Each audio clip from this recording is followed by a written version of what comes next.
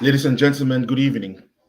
Today is Tuesday, February 15th. It's the day after Valentine's Day, so happy Valentine's Day. I don't think it's belated. We're still in that mood.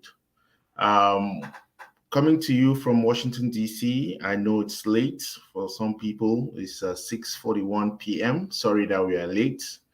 A few hiccups. But we are here, and I decided to have a conversation with a favorite couple, an exemplary couple. Um, Call it whatever you want, but I think if you are looking for a couple to look up to, if that makes sense, if that is English, then you have the Minangs. I always have to do full disclosure so that people do not give me too much credit. Jacob was a couple of years behind me in minor seminary in Bishop Rogan College, and he happens to have gone to Sacred Heart College, where I also graduated from. I mean, not graduated, I attended Sacred Heart College. So that's why it's easy for me to get the interview. That's why I say full disclosure. And because he's married to Dillis, Dillis too would normally indulge. So I really want to thank them for um, offering to come and share their time, share their experience, share their resources, and particularly because of a program they have started as a couple. Um, I got into it because Jacob invited me to what is called the Circle of Trust. And this is something that happens every Thursday for men. I thought it was just men, randomly selected the book, and we read a chapter and share our experiences, lessons, things we disagree. Great, great. I think there are about 40 to 50 people on that WhatsApp group now, and it's growing. Happens every Thursday, 7:30 p.m. Eastern Standard Time, religiously. I've been away for at least since December, I think, because I had COVID at the time, and I'm excusing myself that I've not recovered. But I know that it's not it. But again, we want to celebrate. I mean, Valentine's Day is celebrated in different ways, and the day after Valentine's Day is always interesting. Um, my kids, I have three kids. They all came back from school with Valentine's Day gifts. We never gave them any gifts to take to school. And Ryan got some chocolate and was asking me what he's going to do. He's going back to school today, so he needs also to go and give a Valentine's Day gift to his classmates. And so I said, okay, I'm going to get you some chocolate. But again, it's a lesson that the kids are trying to teach us, that gift exchange. And the danger is Valentine's Day then becomes something that is relegated to gift exchange. But in essence, it goes deeper than that. Uh, we want to share the experience of the Minangs. This I actually asked for this interview yesterday deliberately because I wanted to spoil their Valentine's Day party, but they graciously and I mean tactfully offered Tuesday, and I endorsed too, and I want to thank them. But we know that our community, our African immigrant community in the United States and across maybe Europe and Asia, our communities are suffering. Our marriages are suffering. There's no doubt about that. We talk about marriage in crisis, isn't it? Somebody asked whether there's a real problem with marriages amongst African immigrants. And that may be anecdotal, isn't it? Because I don't think we have had the study to see how many people, but just looking at it, I've said this repeatedly. If I gather 10 of my friends in a session, 8 of us will be complaining about our marriages, isn't it? The other two may just be quiet just because they don't want to say what they're going through. But it's a clear indication that there's a problem. And I don't want to look at it as a geographical problem, but there is a problem. And so when we see people who are they're struggling and they're doing it, making it happen, let's celebrate them. And so I want to thank you. I want to thank the Minangs. And I put in my teaser for this, I deliberately introduced them as Dr. Jacob Minang and Dr. Mrs. Dillis Minang. I spelled her name wrongly. The husband had to correct me. And I also said she was a nurse, that she had a PhD in nursing, which was also an error. Um, I'll let them introduce what they are doing. But that was because it's part of the narrative we have had here that the problem with marriages among African immigrants is because the women have become nurses. And when they become nurses, then it becomes a problem. And I was saying that, well, I see successful nurses whose marriages are also successful. So the story is not that accurate. I've been talking for 5 minutes, which typically should not be the case. I'm not the one, but I want to welcome you, Dr. Jacob and Dr. Dillis. While I say Dr. Jacob, I always have to say Dr. Mrs. So that's part of the game. So let's roll. La- Just what Lambert, Mrs. Minang would do the honors for me. So great. Okay. So thank you all and welcome. Let's get your opening words and we can take it. So let's go with Mrs. Minang first. I knew you were gonna do that. Okay. Hi, Lambert. Thank you so much for inviting us to talk with you this evening. Um, it's always a pleasure coming on your show. I know we're just here 2 weeks ago with our son, and today we're here to talk about really a passion of mine, um, which is just creating a medium for all couples to shine, to do what they can do best, which is loving each other. So this has been a vision that I've had for a while, and we've worked on it. And I think Jacob is best with dates, so he will correct me as we go. I think we've worked on it for about, it's almost getting to 10, almost 10 years now, right? No, yes, almost 10 years, because it started just around when our second son was born, and he is about to 10 turn 10 this February. So it's really been a vision that started way back then, and we've been working on it. Um, just creating medium for couples to come and share, talk, realize that you're not alone, and that others have gone through what you're going through now, and they have handled it differently, and we learn from each other in each of those sessions. So I'll stop here so Jacob can introduce himself. Yeah, hello again, Lambert. Thanks for inviting us again on your show. So, uh, yeah, we're excited for the invitation and apologies that we couldn't take you yesterday when you asked. Yesterday was just too many things going on, and I still had to find some time to run to the store to get some flowers for Dillis. So then I didn't really see where we could have fit this spontaneously, but I'm still glad we were able to do it today. As the list mentioned, the Circle of Trust was started 10 years ago. Let's not take too much credit for ourselves. When we set out, the goal wasn't to create an organization that had a clear name and was registered or anything like that. It wasn't a business idea from Dillis and myself. It was trying to get all our friends that were married or were in the process of getting married who were engaged to be able to hang out with us on a Valentine's weekend 10 years ago at our basement and just talk about what was going on in our lives. It was going to be maybe a 2 hour dinner.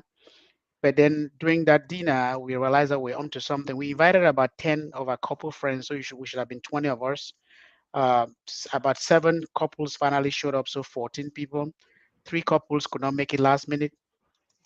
But when we started talking the course of the dinner, we ended up we started dinner around 8 p.m. But I tell you, it was 3 a.m. before any of us realized how long we had been talking. And the men realized that they had common issues. The ladies realized that they had common issues. The couples realized that they shared the same problems, and just that realization in itself was almost like half their concern solved. So it didn't look like they were alone.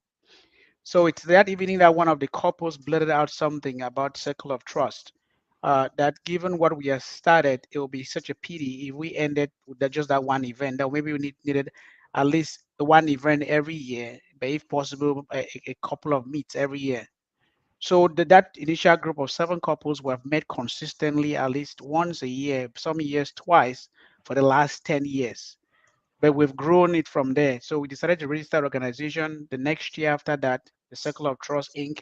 We built a website. We've uh, hosted more than 40 couples at in-person events and more than 100 couples at virtual events. We started a virtual series last year where I facilitate a Let's Talk Married Men series with just the married men. And as I said, keyword facilitate, because we don't come into this as subject matter experts. We come into this as people who struggle like every other couple. And we hope to learn from other couples, but also create that medium, as the list pointed out, where other couples can learn and share ideas. The list facilitates the Let's Talk Married Women series. I think there are more than 40 plus couples that have been on there, and this year we started the Let's Talk virtual couple series where it has to be husband and wife that join. We started that last month. So it's been growing and expanding. But yeah, but it's just something that started naturally and organically. And we see this more as a calling for us, a vocation. We've added other things to it. 5 years ago, we started a summer camp. We do a 1 week summer camp for immigrant youths between the ages of 16 and 19. So you're looking at junior high school to senior high or first year college, and we talk to them about career choices, life partner choices, managing finances, just basic stuff that help kids that have moved to this country with their parents to be able to easily integrate in the society. Uh, we've had more than 20, maybe 30 kids go through the camps. The last 2 years we didn't have the camps because of COVID. Obviously, we're hoping to start them back again this summer, and these camps are free for the kids. That core group of 7 couples contribute to fund this camp. It costs an average of about $7,000 per kid for that 1 week camp. So they stay for free, all their meals are covered. Their parents just need to take care of their transportation to and from Maryland if they're flying from out of state. And we've had a couple of kids come from out of state. So that in a nutshell is who I am and what the whole idea of the circle of trust is. So again, I think that there's a lot that you packed into that introduction, and I like us to peel back a little bit. And I started off by saying you wanted to become a priest at that elementary level, and I am thinking you said this is a vocation for you. So I'm wondering, is it just that event that you got couples together, and then the idea came in, or this is something that you systematically walked through and said, hey, this country is tough. Okay, so we can't just. I think part of that toughness is what is getting marriages broken, and so Right. let's do something. So I'm trying to look at beyond just 7 couples getting together, or there were supposed to be 10. What is the motivate? What is it about that So really got you guys into it? right. So I'll let Dilly speak more to the motivation piece, but because you mentioned priesthood and knowing that Dilly could not have been wanting to be a priest, I'm going to answer that side of it, which kind of informs my choice of the word vocation, uh, because Dilly will refer to it more of a calling. Yeah, so as you know, I went to a minor seminary. I hoped to be a priest, but then changed my mind along the way. I figured out that I need to operate from a bigger platform, have a wider parish. So my parish was not going to be limited to the 500 plus people that live in the village. So yeah, but yeah, I'm still very connected to my priesthood, knowing that we are all God's people, God's holy people. But let's dive back. Yeah, so you're right. Uh, the idea of bringing those 10 couples in our mind had to do with exactly what you've articulated, which is the fact that we've seen many a nice people break apart. Couples that you know that these people individually, the man, the woman, are very nice people, but for some reason their marriages are just not working. So our goal at that time was just to start a nucleus of friends that were talking to each other, and we're going to be bringing more and more people to the fold, but not really to start an organization per se, or some kind of a foundation. But you know, when you bring a group of people together, you get a lot more ideas, which is the benefit of having people together. So that's how it ended up going offhand in a very good way. But I'll let Dilly speak a lot more to the inspiration. So Just before you the come in, Julius, I just wanted Jacob, to be quite honest. Don't you see that you got a larger platform and all that stuff? Just say that dealers, I mean, got you off the track to the right track. Unfortunately, Lambert, I was nowhere near that So, whole so if we situation have when it to took if we have place. to agree on that, then what the Frenchman said, du tournement de mineur, might have to come into place here because, first off, and maybe I learned this from my parents, that it's always nice to have a nice age cushion between you and your wife. So, So we have a so significant Lambert, age difference between us. So there's no way I could have known if I knew Dillis and she influenced my leaving the seminary. It means that it was a 7 year old that made me leave the major seminary. It would have been so, crazy. so Lambert, a couple of people are texting me that they are not able to access the link on Facebook. Facebook. Okay. All right. Uh-huh. So thanks. Go ahead, Julius. So then let's hear you. So it's interesting because he actually calls it a vocation. I call it a calling, but it's the same words, right? It's just the same meaning, two different words. Like I said, this specific, not the organization, not the name of the organization, but the concept had been something that had been in my mind for so long, and I think in my vision for quite a while. I remember um, um, the very first Circle of Trust event that I planned was the the picture of it, the setup of it, or everything was something that had always been in my dreams. I had always dreamed about doing. So it wasn't surprising to me to come to create that medium, but it was very humbling to see what God made out of the medium that night. And that's why since then I've looked at it as a calling, which is mostly just to create the atmosphere, create the space where couples can connect. And ever since then, it really has struck me, Lambert, that we've had a lot of friends, good people, very good people that you know how you're going by the street and you meet this person and you think, oh, they will make a good husband for my sister or a good wife for my brother. These are good people that you think they're so great, but they cannot make it together as a couple. So it really has been an eye opener to see that. And it bothers me when I see it because I think, oh my goodness, we're not doing enough. We really are not doing enough to get these couples to see that it's a choice you've made, and when you made that active choice, you just have to work on it.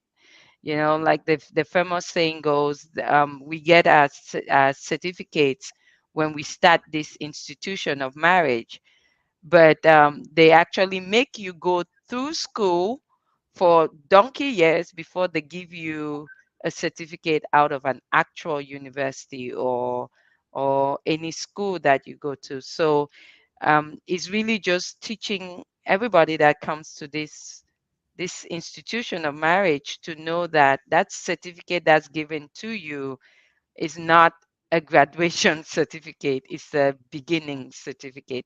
So you know that it's for you to start the work. And over the years, with all the materials we've acquired, with all the experience we've gotten so far, we realize that if you put the work into your marriage, it will last, it would stay. That's a great point, because I believe, that's why I was kind of surprised. Dr. Minang said, Dr. Jacob said he had to go look for, was it flowers or what did he buy for Valentine's Day? Yeah, I thought both of you had to buy for each other, but we'll come to that point. Yeah, the thanks for bringing that up, but we'll get to that. I think it should be Yeah, a more extensive conversation about that. right. So now let's peel that one more layer out, and let's talk about the difficulties, the challenges of couples here. You have had this for 10 years. So even though you don't claim to be any experts in this, by virtue of having had at least 10 of these sessions, you have a fair, I mean, call it fair knowledge of some of the challenges that couples face here. From a man's perspective, two or three things you find that are common across the board that are making marriages not to work. What would you say, Dr. J? Yeah, so there are common themes, but the biggest one, because I don't need three of them. The biggest thing is communication. A lot of couples don't know how to communicate with each other. That's a big thing. But underneath that, you have, yeah, I can add two other things. There's finances. Finances seems to be a very very big problem. Uh, and then people's family of origin, their background. There are so many things you can pack into the concept of origin, our culture, the difference in the way we grew up back home and what the expectations are when we get here. But the topmost is really communication. That is really where people are having issues, and there are so many angles that people can come at communication. There's a lot of resources out there. um, for those that have heard, there's a concept of the five languages of love, but it's just somebody, an author, boiling down five different ways by which people can communicate and understanding each person's way of communicating. But regardless of what those issues are, they almost or always come around communicating finances, communicating emotions, communicating physical desires. So I think that's great. I mean, that's a big thing, but I would like to get real down into some of the issues because communication is wide, isn't it? Certainly. Is a question that I always ask to when like an icebreaker. How do you tell somebody who is deaf, dumb, blind, and cannot feel anything that they have lost a relation, isn't it? Yeah. How do you do that? It's you have to figure it out. That's what for me marriage is like, But that's for the men. Maybe Dillis, how about you? It's interesting. You did say that in this country, I don't know whether it's in this country specifically or it's just generally it's been that way, where marriages don't survive, and outside, even outside of our country, inside of our country, Cameroon, marriages don't survive. But we do tend to see that we're seeing a lot more marriages not survive out here, and there's so many other factors aside from that communication, right? There is um, the different stretches that this society puts on every marriage. There is the stretcher on um, the role changes, right? So you have situations where a couple would leave from Cameroon and the man is the breadwinner of the family and the man is able to move the family forward, but they get to this country and the man is no longer the breadwinner, the the the woman is, and that role change for someone that has grown up in a culture that said a man had to always bring the border home is difficult to adjust. For a man that has grown up in a culture that has drilled into him that you're nothing if you don't bring that bread and butter home, it's really difficult for that person also to adjust. So we see a lot of struggles in that aspect. I mean, most often before I even started this, I could see these struggles in my uncles and aunties that moved here when I was younger. You could tell that there was a tension in the house that just kept going on and on and on because of this dichotomy where they move here and that role switches. So it's that's just one of the things I have noticed. There's the other aspect of just people being vulnerable with each other, right? So you learn so fast, so quick that you have certain fears and you can hide yourself behind those fears. and because of those fears, you choose not to reach out and allow your spouse to really connect with you intimately, which is to see you and know you for who you are. So people are very guarded, and they learn to be guarded at a young age. So it's always difficult to break that icebreaker. Jacob has already talked about finances, which is one of those things that still connect back to the role switching. And then he has talked about communication, and you're right, communication is such a big part of it, but it's so vast. You don't even know where to start when you start talking about a couple that is not communicating rightly. Because is it that they're not talking to each other? Is it that they're not they don't know how to apologize to each other? All of those things come into play. So they from what I have seen, there is really so much that stands in the way, which is why we felt that some a group like this will allow for people to just come and hear how your closest neighbor, your other friend, the other person halfway around the world has dealt with this and has succeeded. Thank you. And if you're just joining us here on the Lambom Show, I'm with Dr. and Dr. Mrs. Minang, Dillis and Jacob. We are talking about challenges of marriages in the United States. We are looking at it from the perspective of the organization they have created. It's called Circle of Trust, Inc. Um, Father Morris, thank you very much. Breakdown in communication begins to sentimentally and physically tear a couple apart. It leads to a weakening of confidence, and when no positive assistance comes from best friends or in laws, the worst becomes inevitable. And I mean, that leads me to the point, isn't it? Don't isn't it better to look for experts when couples have problems than to gather a group of a group of us, you start talking, and tomorrow when you're passing, the other man is saying that, look at that one, his home is not even stable. I mean, what I'm getting at is the part of the trust, why Yeah. that whole thing, that circle, Right. and how that really helps couples. Because let's put this out. One of the biggest problems we have in this community amongst ourselves is we don't like to go to experts to talk about these things. When my father has a problem, he's not going to look for some expert to tell him what to do. He claims to already have the answers, isn't it? Yes. We have Yes. come, it's the same thing with sickness. We want to hide the sickness, isn't it? And I think that is a problem. So, how are you able to break down these barriers and enable people to really come out and become members of the circle of trust? Dilly, should I go? Yes. Go ahead. Okay, so at Lambert, you touched on exactly the concerns that led to us thinking that an organization like this would help. So for one thing, we're not experts, and that's exactly why we think that people in our community will be interested in being part of the Circle of Trust. And for another thing, the name Circle of Trust is informed exactly by that worry uh, that people will look at you a certain way if you know something about them.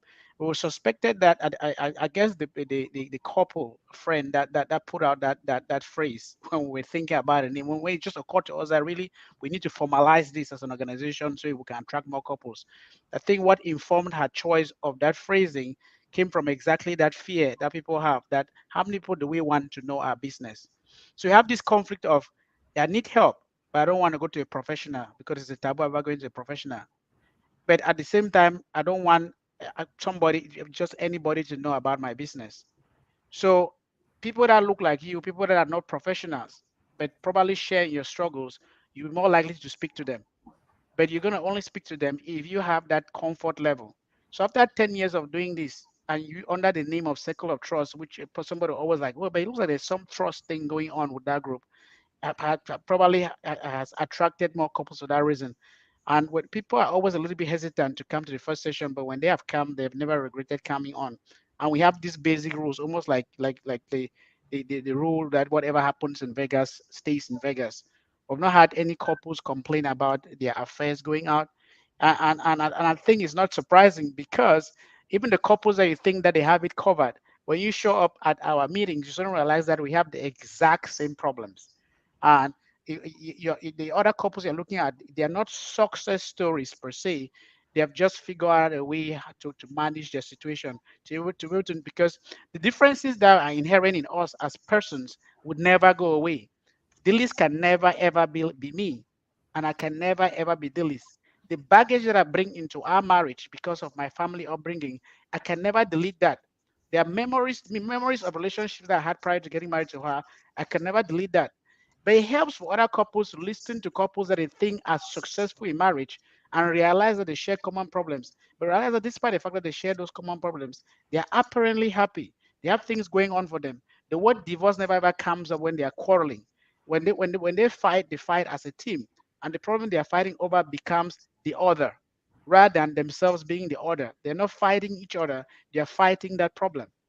So the circle of trust is kind of that medium that brings you to that place to suddenly start realizing that this is what you're coming to come and listen to. It's almost like having a marriage counselor that after you have worked with the person for a while and you think you've made a lot of progress in your marriage, you suddenly find out that this person is actually in their third marriage. Then you start asking yourself, like, how is this guy a marriage counselor? So they were not coming at it as somebody that is so successful and has all the answers. What they're sharing with you is their experience over the years, Mm. and giving you So, that reassurance that you're not unique. That there's nothing really wrong with you.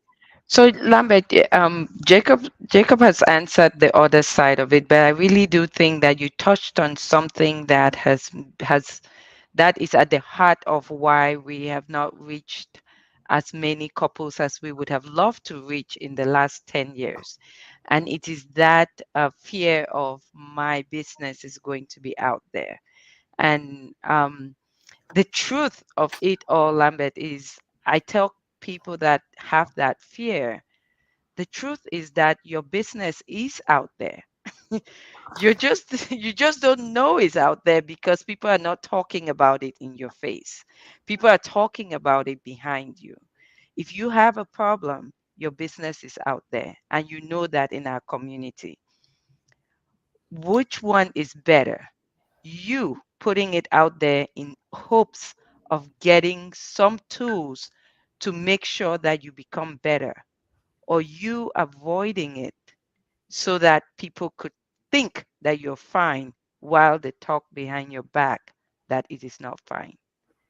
And that is really the question that I would like to pose to our people that are dragging their feet on this. So I think you guys are onto something here, and again, it is,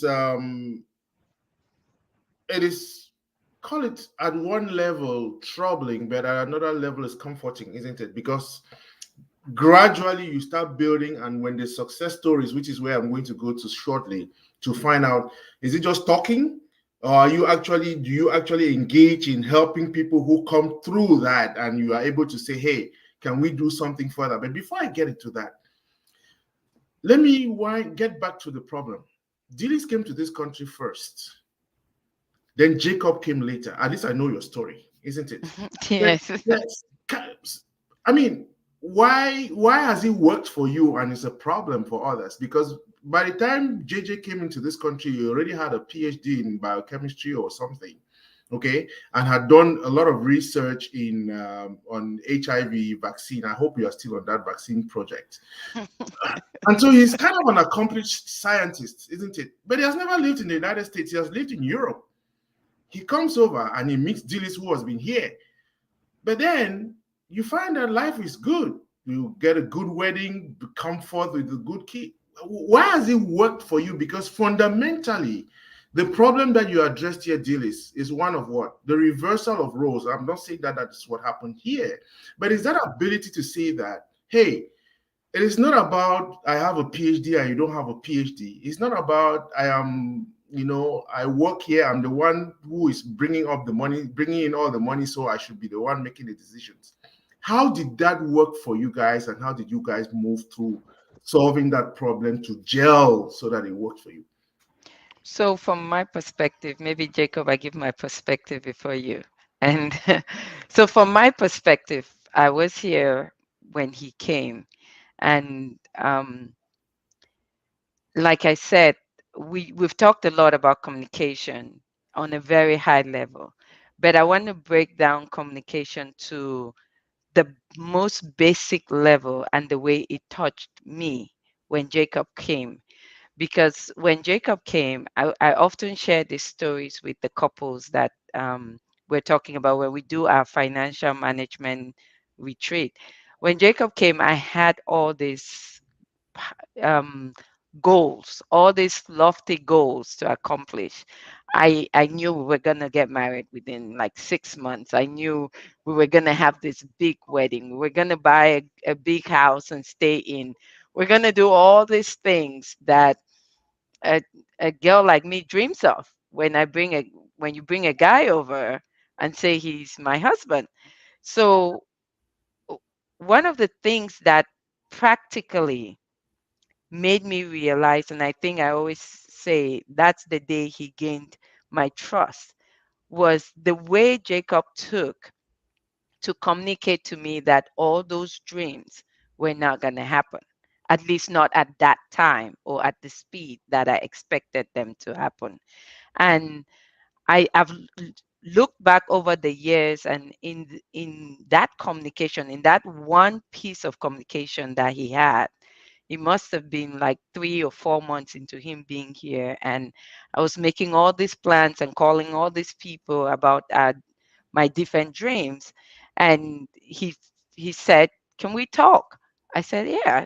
So he sat me down and, in his normal Jacob self, took his pen and paper and went through, this is our income and this is our expenses. And with our income being this and our expenses being this, I don't see us being able to do any of these goals that you have anytime soon, at least not for the next 3 or 4 years, he said. And what struck me about that was not him saying we could not accomplish what I had. What struck me about this was the empathetic way in which he did it. He met me at a level where I was and explained every our finances. He didn't just use the excuse of, oh, you women bills pies in the sky, you're being unrealistic. He could have used that that whole situation to create a quarrel out of it. And it could have led into a quarrel if he had used it in an accusatory tone or in a dismissive tone, right? He didn't do that. He was able to communicate that to me at a very empathetic level that I could understand. And ever since then, I always say that day he gained my trust. That day I knew he could understand me, he could make decisions, we could talk about it, and we could come to a better solution no matter what the situation was. So for me, I would say when I look back, that was what I was able to gain out of that experience that has informed how I approach him and how I approach our marriage. Okay, the king. Okay, that my head is almost exploding with that level of positive flooding they call it. So where they say if you want to get something from your spouse, just say only nice things to them, and then you don't even have to make it an ask because they themselves will say, okay, what is the ask? I'm And sure I just packed that car now. okay, so yeah, when I talked about communication, remember that we are who we are as we get into relationships. We have our personality, and so for better or for worse, our personality is gonna factor into whether we succeed or not. But regardless of how good our personality is, the personality of the other person too also matters. Because even though the list describes it and it makes it look very easy that you sit down and have a financial conversation with your new bride that has all these plans, it might not have necessarily gone down the same way if I was dealing with a different woman. So just to point that out. However, yeah, when I got to this country, there was plenty of opportunity for us to have a lot of rancor and acrimony, which we did. Like any other couple, the first few years were very difficult. First off, I couldn't drive when I came to this country, even though I'd lived in Europe for 5 years. I was a student. And to go through school in Europe, I couldn't afford to have a car. If I had to have a car in Europe, then I would either have been doing school part time or not do school at all. So you can be able to do that business. And then unfortunately, I came back to the state of Maryland that has a very rigorous, that has very rigorous requirements for getting a driver's license if you have never driven before. In other states, you could get a driver's license within a month or a couple of months, but it took me 18 months to get a driver's license in the state of Maryland, which means that for 18 months, the list was the driver. Try having your wife drive you in the United States, and not only drive you, but teach you how to drive. Uh, so maybe so maybe surviving that period is what kind of solidified our marriage. Because if I could survive that, hey, then how worse can it be if she's the one that has to teach you how to drive? Because even when you're the one teaching your wife how to drive, you know how much fights you guys have. Then flip it and imagine your wife teaching you how to drive.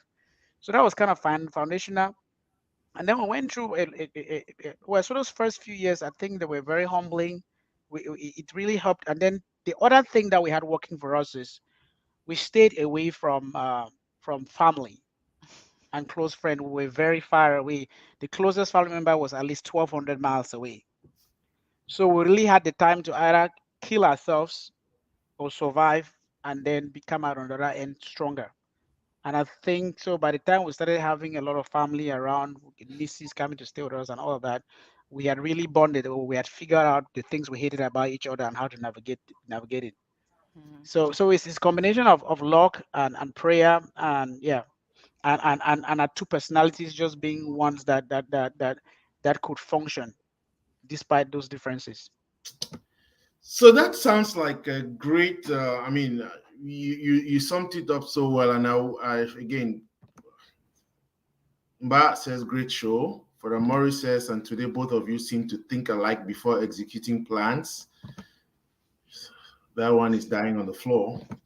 And Mirabelle says, thanks for sharing. But Ella had something. Ella said, it's amazing how the female perspective and the male perspective of Are anything are fundamentally different. fundamentally different. I think again, that's the recipe for success, in my opinion. Once you're able to accept that fundamental fact that we all are coming from different perspectives, and I like what you said earlier on too, that you are not fighting each other, but you are fighting the problem, isn't it? Yeah. You are now looking at it, and for the more sums it You're up, part of a both team. of you now, even though you look at things from different perspectives, you are able to look at this thing and then come to an agreement that, oh, it's not worth it. And I think that communication, the inability to, because communication for most of us is about talking, but it's also about having the ability to see where the other person, and that's why I Mhm. love what Dilly said. You were able to sit her down and show her why this is not practicable at this moment. It's not that it's impossible. And because of our personality, there is a lot that we can pack into, and I think we can have this show for the next 3 hours and we'll be talking about it. But I want to fast forward. Now, within this group, let's take a typical day. When do the women meet, and what do they do on a typical meeting day? It's actually the same day as the men. So it's the same day, the Thursday from 7:30 to 9:30. And we're usually actually trading the same book. Sometimes we are on different chapters of the book, depending on the conversations that might have happened on the different groups. So um like this past time we were both, the men and the women group were both trading things I wish I knew before I got married. And typically when we get on the group, we say a short prayer, we listen to a chapter of it, and we open it up and go around for everybody to comment on what struck them as they listened, or what they learned, or what was important to them. And after we all comment, and sometimes people will comment and ask questions that they would like people to give an opinion on. So most often as they comment, I would take down those questions, and as when we finish the round robin comments, we'll come back to those questions and just ask them and open them for input from the floor. for each member of the group to give an input. And generally, we conclude with just summarizing what we had learned and with another prayer. Jacob? Yeah, so just a little correction there. Just a little correction there. So the ladies copied from us. It was not always on Thursdays. So when we started this virtual series in April of last year, 2021, I tried to convince Delis that a day closer to later in the week, but not Friday, would be better, and she decided to impose a Monday on the ladies. Uh, so they did their own book. That was a Power of a Praying Wife. It wasn't the same book. We did ours, a Power of a Praying Husband, but the same author, which is Tommy Omashan. And so when that first book finished, and I'll have to point out, they started their book before us, the guys, but we finished our book before theirs because we're more structured, we're more time conscious, and we attended every session. We didn't miss sessions, we missed a couple of sessions. So when we were done, we picked the second book before them. And then when it was time for them to start the second book, they figured out that they liked what the guys were doing. So they flipped their day to Thursday. Uh, so so Jacob, so I they're, think you're distorting history. okay, so they decided to start doing same time like us, and I'm sure the wife of the wives of the guys that were on the Thursday sessions, yeah, they noticed that the guys were even staying up past 10, 11 p.m. and they were like, I never knew that you Yeah, could really be yeah, on that meeting he's and right about because yeah, we typically end on time and the guys go on and we're thinking, what could they they think we're talking possibly about be football or soccer talking or about? politics. So Right. So yeah, again, just for I would like for us to share the information for people who would want to join the sessions. Is for married couples, and I don't think the danger for people to think that is for couples who have problems. No, no, it's it's not. Yeah, it's kind of a sharing of experiences, commenting on text, and again, learning from each other. Those who have problems, you will always figure out, and I know that this is very good at trying to work things out, trying to organize some dinner sessions for people. I don't understand why that is the case, but uh, so Well, for the because it's the women, next level, Lambert. It's really the next level. Like you're saying, when you're talking to someone and you find that they're struggling, just that one-on-one is the next level because they can't quite, and I wanted to point this out because you had asked about how do people just come and talk, do they really get help out of it? Sometimes they do, for those that are in a good space and they just need to material to keep enriching their marriage. But there are always those, or there are sometimes those that are not in a good space, and you need to just take that next level and go to, can we talk? Can we meet one on one? And Jacob and I are marriage preparers for our church. So we've gone through the Prepare and Enrich program um, training through our church. So we prepare couples for marriage um, through that program. So we're able to connect and just bring other tools to the table or bring other ways of talking to that specific couple if there is an issue. so then this is very. I think if there's anything anybody should take away is how people can join. That's the essence of this conversation, which is a Mirabella. Thank you for asking. So how can one join the group? So I recognize Mirabelle. Other people might not have the same benefit like she does, but if she checks on Delice's status every Thursday, she usually has information on her status on how to join. Same thing with the guys. I usually have it on my status, and a bunch of the people that are on there also always have it on their status. Uh, but otherwise, you can send a private message to Delice, and then she'll be able to add you to the group. We don't just share the Zoom link to the public because Because we it's all know what private. happens. You can Yeah. end up with a Zoom bombing of the thing. But back to your question, Lambert, about if we just come around and talk. So we see the circle of trust more like a marriage enhancement thing.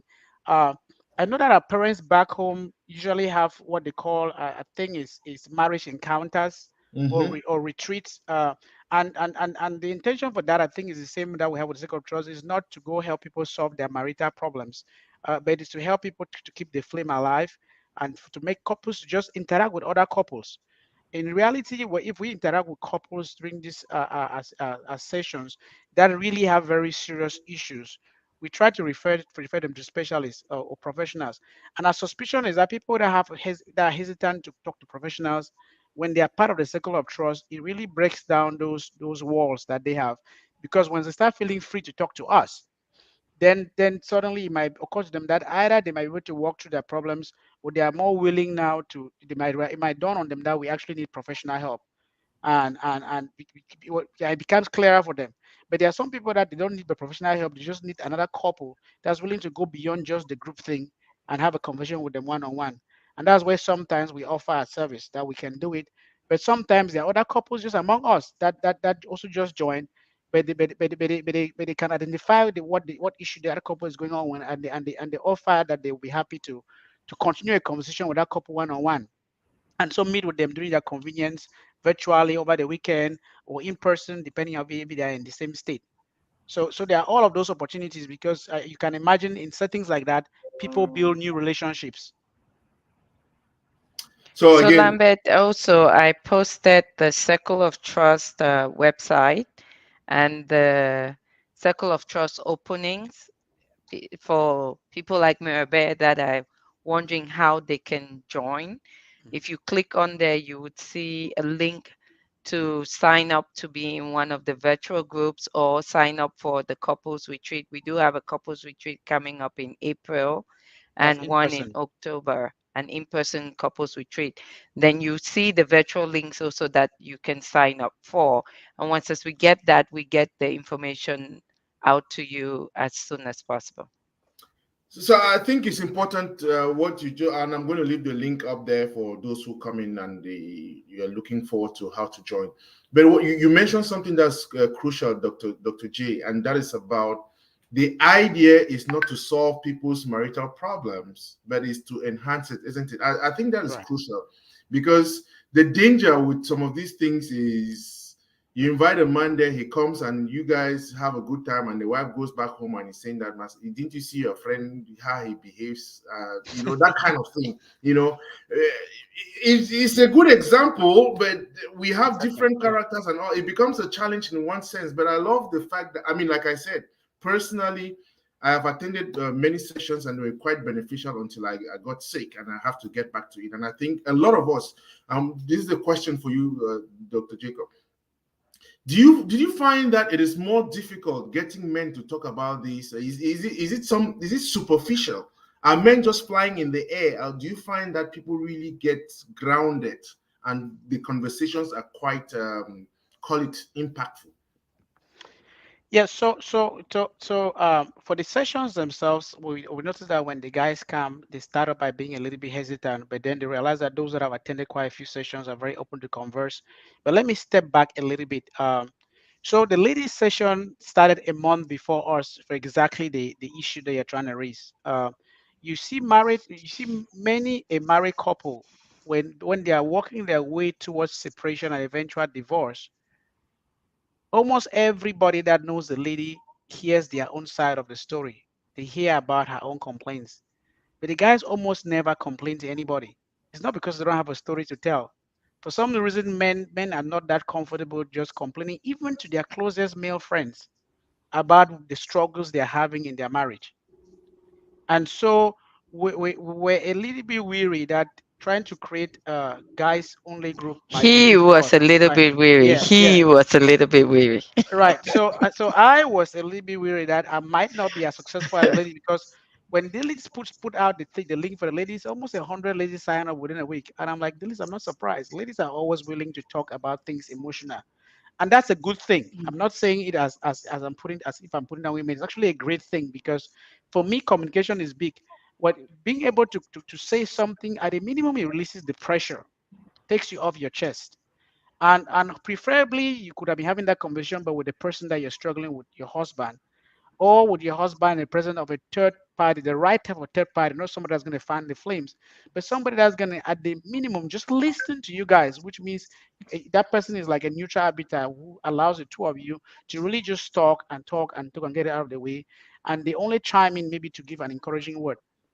So, so I was worried that guys might not come in. You'd be surprised. I actually had to get a priest really had to talk to me, Father Leo.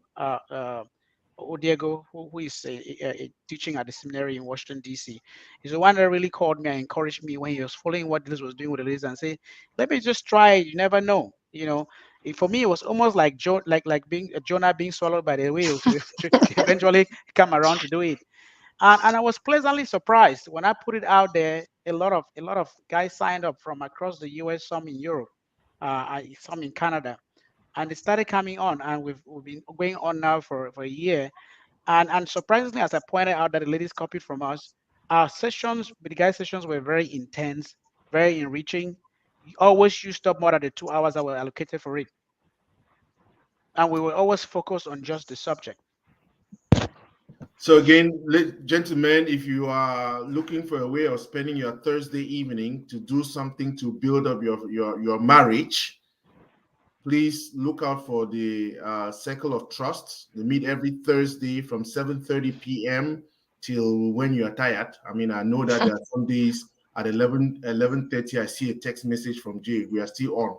But it's because of Well, the well, I've nature. had people calling from Cameroon, which is around 3 a.m. their Yeah, time. By the time we're right. wrapping up, and they stayed on for the entire session. Sometimes they doze off on their phone and they wake up and they're like, "Oh, where were you guys again?" Correct. Yeah. So I think again it's an innovative way for the community to be able to address a cancer within the community, which is the cancer that is killing our marriages, isn't it? There is help. There is enough help. There are many couples that are getting together. The men talking by themselves, the women talking by themselves, and eventually coming together 1 or 2 sessions. There is help, please. If you need help, a place just to talk, you may not spill out the beans of what is going on, but a place where you yourself you can get enriched, get enhancement.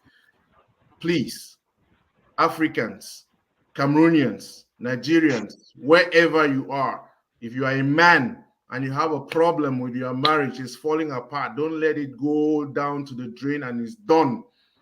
There is a place that you can get some help. If you are a woman, seek out the circle of trust. The Minangs, it has worked for them. It is working for them. Okay. I'm not saying that all of us will become like them, but there is a place where you can come and listen, share your own story, and get some help. Let us all try. I hope that many men are going to sign up. There's something that we have not talked about, and that is how I started off the conversation. It was about your faith story. What aspect of your faith has really helped you to be able to succeed as couples? Because I think part of the trouble, my estimation is many people rush to get married in church, but they are not really thinking about the church marriage, isn't it? They're not thinking about the Right, sacramental right. value. They are thinking about the call it the fanfare and all that.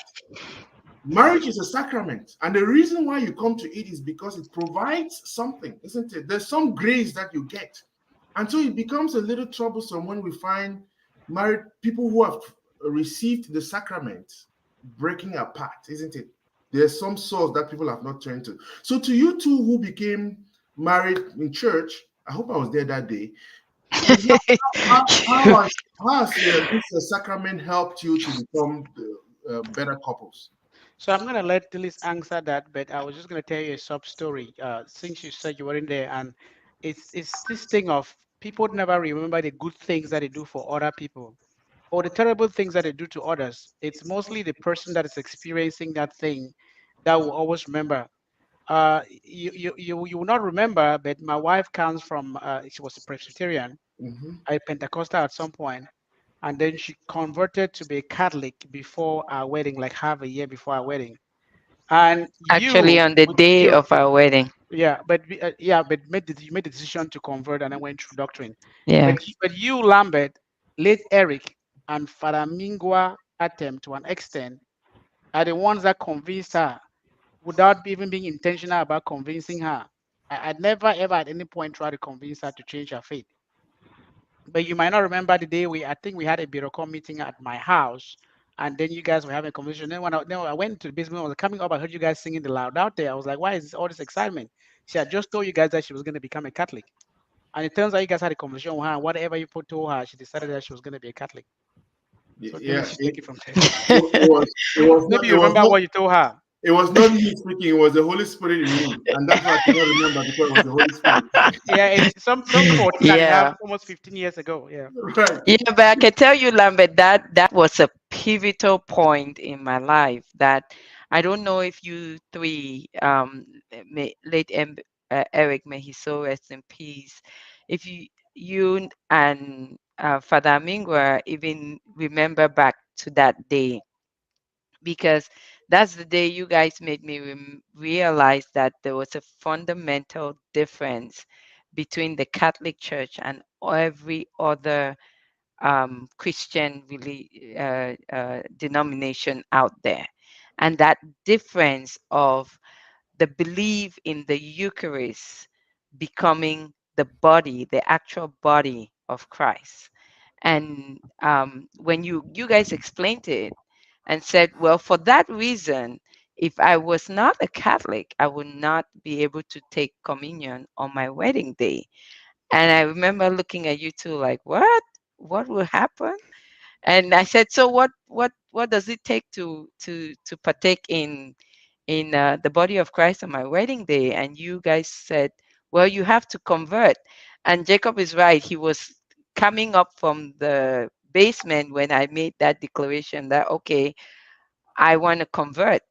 I want to convert by my wedding day. And the whole house erupted in the laudate, and he came up really confused. But since that day, Father Mingwa took his time to take me through the doctrine and took me to the altar, and I converted that day. And um, a couple of years later, with the help of my godmother, um, Mrs. Aswabo, the Catholic Women's Association was able to step in and really just fill that gap and open me up to the infinite possibility of what my faith can bring if I knew what I know now. So I really have to thank you. I'm happy Jacob brought that up. But to go back to your question, Lambert, the question was how does how is our faith impacting our marriage now? And it's really a very significant part of every marriage. The circle of trust, I like to say, it's really built on your faith. There is nothing we can give you that you don't already have. You have it. You need the Spirit of God in you to unlock it. And that's what I mean by it's based on your faith.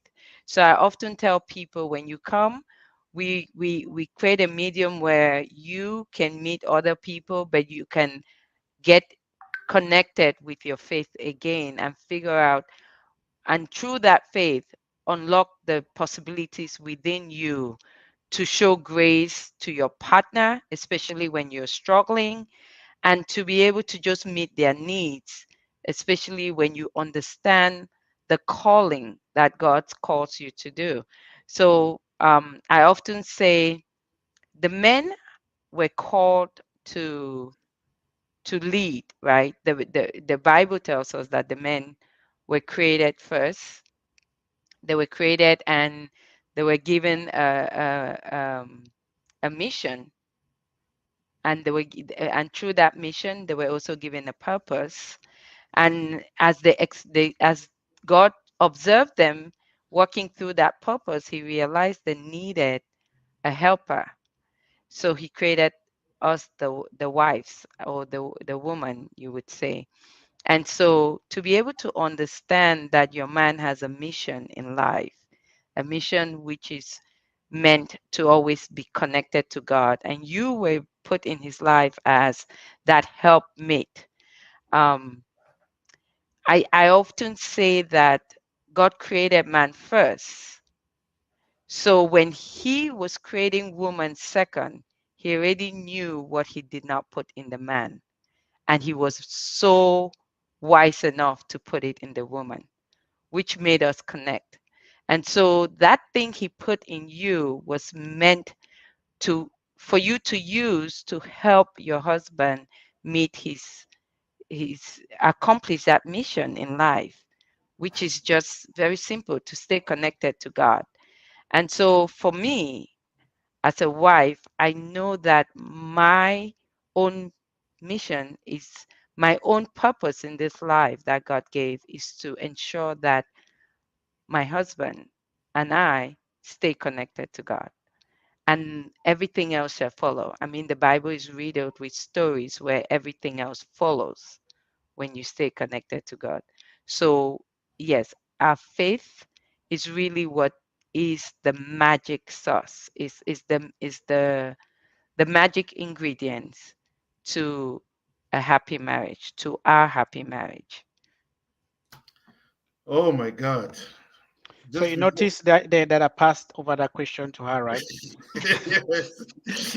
Because how do you beat that? I If I give a know. lousy answer and then she comes with that, then hey, now people don't even know if I could be that articulate or not because I didn't say anything. But I want to read something here, and this is so true. Maria Yompe, because Lambert can be very pompous at times or can pushy, that it's always in good faith because I also pushed them. They also got married in church not long ago. Yeah. That's Oh, because I great. kept Yeah. Yeah. asking them. Yeah. But again, I think that if people really took the sacrament seriously, I mean, I'm not saying that it becomes everything, but and I like Dillis, that connection to God is what holds it together. And just I don't think you'll be popular. Feminists will not be very happy listening to you say that the man was created first, and that whole thing. But again, you come across as being a typical African woman, isn't it? In a good sense, But we talked about a lot of the other problems before. Just before we wrap up, I want to thank everybody. Our best friend, uh, Eniela Kemta, show grace, carry across, be intentional, and I love that. Be intentional to make it Make work it work. because I think Yes. very often we are just aspirational, but be intentional. Prayer, prayer, prayer. And many people, I mean, you were hearing us talk about, prayer is kind of, I don't think you're a feminist. If you were one, you would have had problems to worship. Well, so Lambert, that's the thing. What I said is in no way contradictory to the feminist message. It supports it. That the only reason why people are sometimes confused about supporting your spouse and being a feminist is because they think that supporting your spouse means being a doormat. And that's not what we are called to do as women. We're called to participate. We're called to work alongside with him. We're called to bring our own part. And sometimes your participation in making sure that he meets that mission in life is going out there in life and being the powerful woman that brings that bread home. But realizing that you can never and you will never take his place in the creation story where God created him first and God communicates with him first. Realizing that makes you understand that there's a difference between the feminist you are out there and the woman you were created to be in your husband's life. Hmm. Dr. J, I see why you guys are still married. Mm, mm, mm. So, Well, I don't know. so again, this is wisdom, but I promise that we're going to be on just for an hour, and Dr. J has an appointment at 8. But I would like to have two more questions. I really want to thank you, Christina. Christina Mala says this is a great idea to come online on a schedule so others can follow. Building audience the right way. Aim to pen a TV station. We are on it. Juliet, Yep. that's the truth, Miss D. Thank you for showing up. D, you're a great example of what a married woman should be in truth. Oh, yeah. Tell me about it. Ask Dr. J. Thank you, That, Mary. you can see why Dr. J is smiling. This is So, some good positive flooding. Well, so if I smile, I have to say this. If I smile, my smiling is that okay? Is that she has not been to the men's group to know my troubles? So, so the he is always greener on the other side. I want to be like that couple until I find out with the problems they have, and that's Yeah. the beauty about the circle of trust. So suddenly your life becomes better and you're happier when you know what everybody else is going through. Right. So, Dr. J, I mean, again, let me ask you two personal questions, and I promise you we'll get up at 8. I also have homework to do with the kids. But, there are two. I talked about the faith. The way I framed it was also meant to give people to see this, some of the issues, isn't it? I don't want us to get into the real issues. We can drill down for other conversations. But I find that both of you have PhDs, isn't it? And I know that Dillis and I talked about it on one show that I had about education. How does it work? How do you have a PhD and you have a wife who has a PhD and you guys don't quarrel? I mean, is it some competition at home? How does that factor into your relationship? I mean, has it helped you to be successful in your marriage? Has it caused any problems? Lambert, before he answers, just so you know, he is my boss at work, right? Okay. Okay.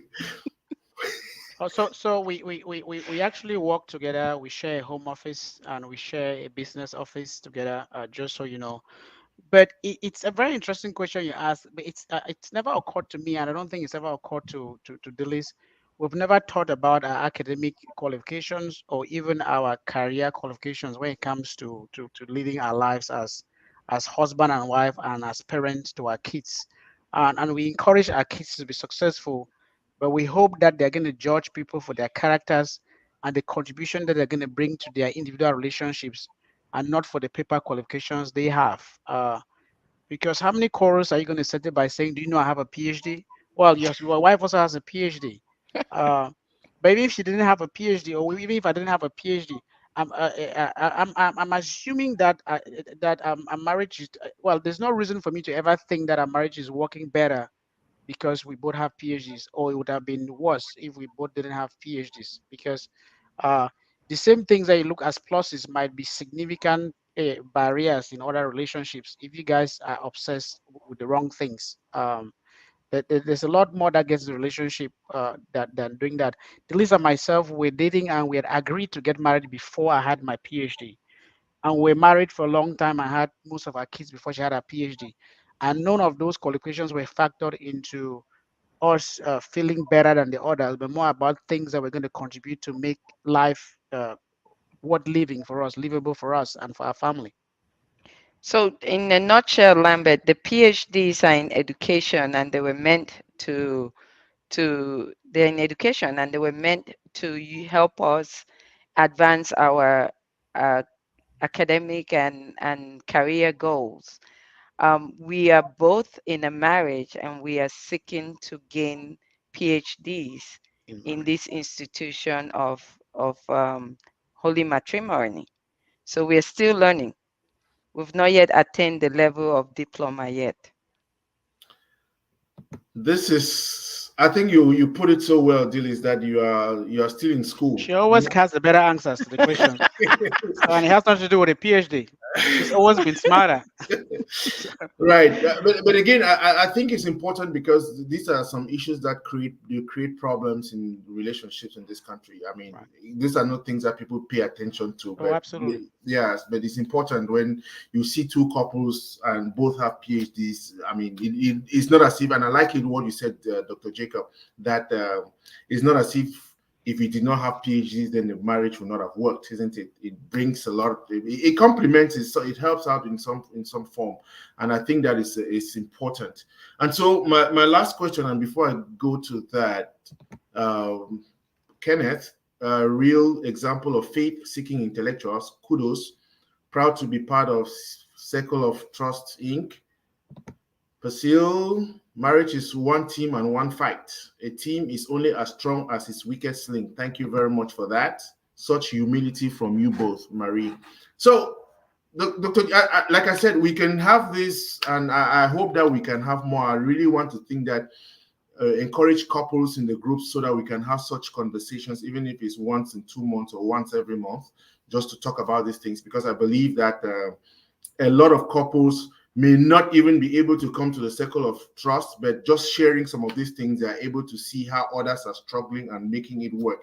And that's why I did not just want to have Dr. J or just have Dillis, but both of you. And I'm glad that, Absolutely. you know, You accepted and came onto it. So now, last words. What is it? I mean, for both of you, what is it you see as, something that is lacking that you want people to really pay attention to as couples within the context of all the conversations we have had? There's a lot that we want to talk about finances. I want to leave that for a different day because it's quite something, even the communication piece. But let's also try, and I mean, just for the sake of it, last, your parting words. What is it? What one thing would you tell couples? Like I said in my intro today, there are many people who are happy about Valentine's Day. We did not get to talk about it because of you were rushing to the store to get some flowers for Dilly's. I don't know what Dilly's got for you because most of the time it's a men, But what are those? What one thing would you want men to pay attention to? So one thing, and this applies to both men and women, not just the men, that unfortunately, as human beings, we are different, and you don't get married to anybody to fix them. Uh, Especially on the fundamental differences, you only have to harness those differences to benefit both of you, and do recognize that at the beginning phase of our marriages, we're just falling in love, we're just excited about each other. The real hard work happens when that phase of euphoria has passed.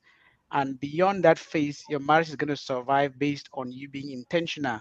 As our sister Ella, Mrs. Kempter pointed out, you have to be intentional about being in love, about doing things that are going to make your spouse want to love you for those things.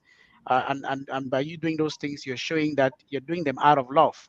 So loving beyond the euphoric phase when you fell in love is actually an act. It's an active word, and that is loving somebody despite those differences. You're never gonna ever fix somebody. So if you're getting a marriage hoping they're gonna fix somebody, you're gonna be very unhappy, and you're gonna get out of that as soon as that initial phase where you were just in love fades. Oh my Jesus. Thank you so much, Dr. J, because some of us are in the carpentry workshop. People are trying to fix us. But and just before you come on, I really wanted to read this because Dr. Ta, there's a tendency for those of us who studied philosophy and theology, so you can already tell that he's an ex-seminarian, to think that we know it all, especially when it comes to listening to a marriage counselor. How can these sessions help us overcome this somewhat superior attitude? Attitude. Dr. J, you want to go before you have Yeah, and I anything? think we answered this question at the beginning, and it's a question that you ask over and over, and it's a great question, and a lot of people ask about it. It has to do with our upbringing and our background. Right? So it's not only people that studied philosophy or theology, you think, because our brother might have studied one of those, but it's a common theme in our immigrant community, especially us Africans. We hate the idea of going to a professional for help. Uh, so I hope the reason that's exactly why we started this medium. That if you just come to talk to your fellow men and to couples that are like you, and sharing before you get to the point where you're wanting seeking a divorce, hopefully you're able to find easy solutions from just talking to other couples. But the first thing you're going to find out is that you're not going to be able to fix your spouse. That the difference that you people have is what it is. So you people have to figure out a way to approach every problem in your marriage as a team, and not me against him or he against me. And being intentional about doing things out of love or because you love the person. Uh, Dillis. Thank you. The beauty about those differences, Lambert, and for those listening, the beauty about those differences is if you're looking and if you're paying attention, you will notice that they are exactly what the strength that God gave you to compensate for the weakness in your partner. And so if you are intentional about noticing your differences, you would see that the person that doesn't talk too much, God gave the partner that talks so they can compensate for that weakness. The person that is not pushful, God gave a pushful partner so they can compensate for that weakness.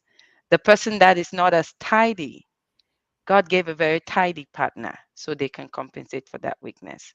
So like you said, what can I leave with the audience today is really to celebrate those differences, look at them and see them as your equal. The gift that God has given you in your partner is your the strength that comes to overshadow your weakness. And that's really where, if you start from, you will not be looking to fix your spouse.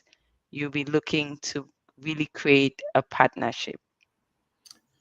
Thank you very much. And again, I want to thank the audience. It's been quite interactive. Mirabel says it's first time here. Enjoyed time spent in your presence. Thank you. Juliet, thank you for coming. Um, Lillian has to There's a come. question by Dr. Lilian Dangam. You probably want to answer that. She's asking if we only discuss Christian books. So really, we it's more about subjects for us, and not the source of the book. Though we try to get sources that have a Christian leaning. So like when we're on the subject of communication, then we get communication in marriage. Then we get a book that we think is very well known, like the book that we're using. The Five Languages of Love is published by Gary Chapman, PhD anthropologist, and it has a Christian leaning. It's not Catholic. I think it's one of these non-denominational churches, but you see that the book is peppered with some passages from the Bible, but it's really focused on different ways to communicate successfully in your marriage. So again, thank you. And Dr. J, sorry, we are 2 minutes into your time. I hope Yeah. you forgive us. But thank you all for coming. Thank you so much, Gilles Minang and Jacob T. Minang, for the gift of COT, Circle of Trust. Their vision, mission, and purpose for COT seems to be what is needed. Thanks for sharing. So if there's any one thing we can take away today is to encourage more people to join the Circle of Trust, meeting every Thursday for the men, 7:30 p.m., for the women, 7:30 p.m., reading a chapter of a book. I'm on every Monday, every Wednesday, every Saturday, and I think I'm going to ask them. I hope we can come back once a month to say something. Let's try to get that. And I think it's a great service to our community. Thank you all for watching.